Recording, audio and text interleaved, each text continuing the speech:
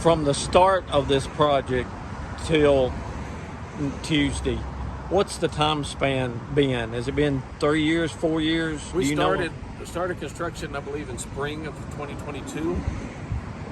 So you're looking at 4 years. Certainly with all the uncertainties and surprises that we had with the slopes and all, it's taken that long. Hoping to get more back on course with what the plans call for, and more. We'll be able to expect more regular type construction from here on out. And can this is one thing that I have found, and I grew up in a family that had dump trucks and excavators, so I understand firsthand. Sure. But can you talk a little bit about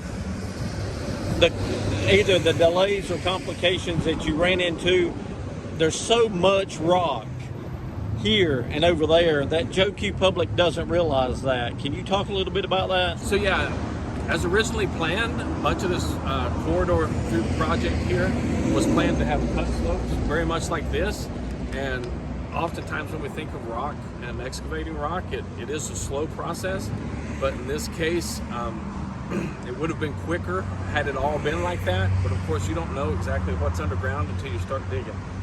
And so the soil in much of the project was not like this. It's good, solid, sound rock. And we ended up having to do some other treatments, in particular soil nails with mesh and those kinds of things, because the soils would not stand up to the steepness of the slopes as they were designed.